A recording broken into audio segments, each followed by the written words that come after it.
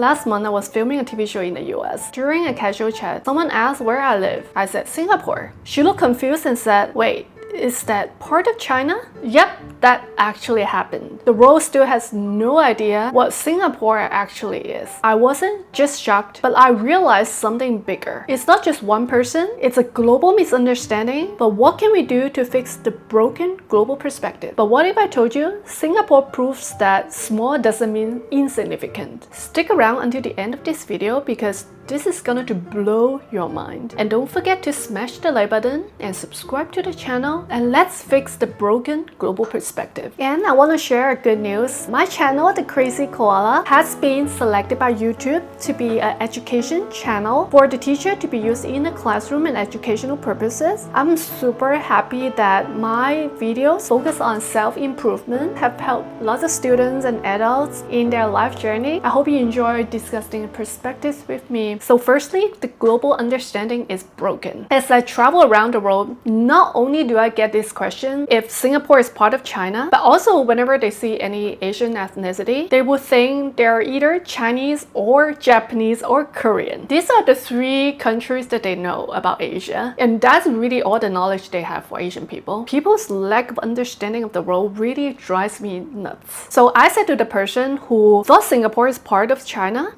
first of all, Singapore speaks English as an official language and China doesn't. She was like, oh really? Singapore speaks English? I thought they speak Chinese. Of course, there are people who speak Chinese in Singapore, but English is definitely well spoken. I'm not saying that all the Westerners don't know Singapore. There are some really knowledgeable Westerners who travel well and know a lot about the world. But there are also a lot out there who know nothing about Asia or the world in general. And definitely for a small dot like Singapore, it's just such a small dot on the map. I'm not saying that this is the only problem for non-Asian people seeing Asia, but also about how Asian people see other parts of the world as well. Like, for example, I met many Asians thinking all the black people are from Africa without knowing there are actually many African Americans and Europeans as well. Or just categorize Africa as one country without knowing there are actually 54 African countries in the world. It's huge continents in Africa. People in general only know about their country. I'm not saying that only American, but also other parts of the world as well. People kind of like live in a bubble. I'm sure you know there are also a lot of Singaporeans live in a bubble, which contributes to the broken global understanding. Not only does Singapore speak English, it's also much cleaner and much safer than China. From Singapore to Guangzhou, it's 4+ hours flight, and to Beijing, it's 6-7 hours flight.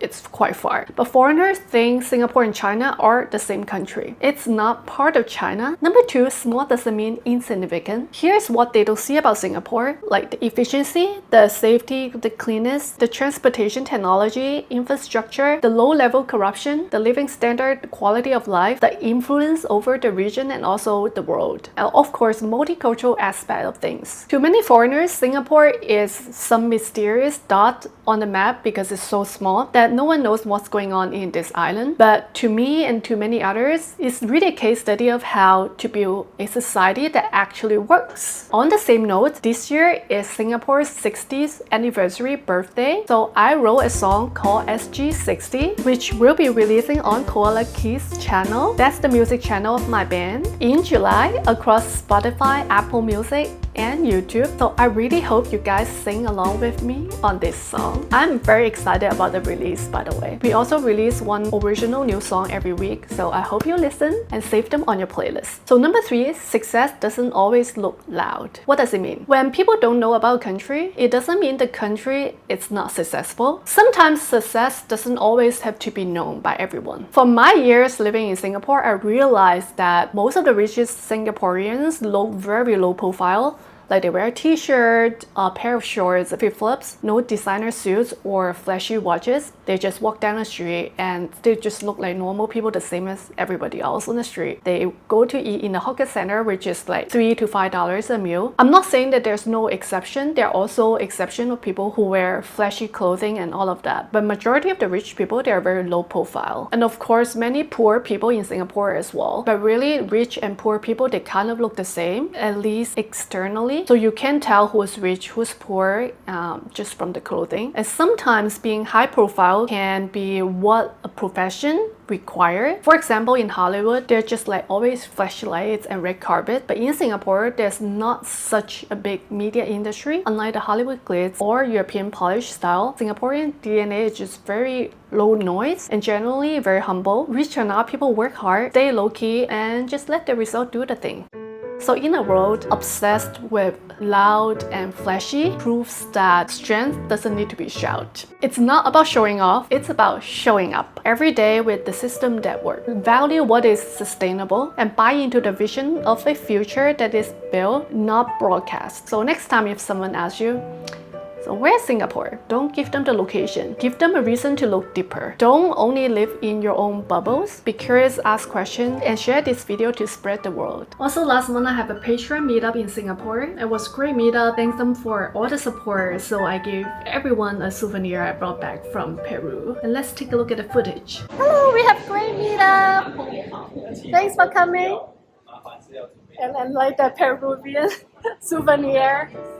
We went for a afternoon tea together and yeah, we played some games, chat about some private updates which I don't share online. If you'd like to join us for the next Patreon meetup, do sign up on my patreon.com/thecrazykoala. Hope to see you in our next meetup. Have you had your country or culture misunderstood? Drop a comment below in this video. Let's get this conversation going. I really love my community and engagement that we have together. As I said, Koala Keys has been releasing one original new songs every week.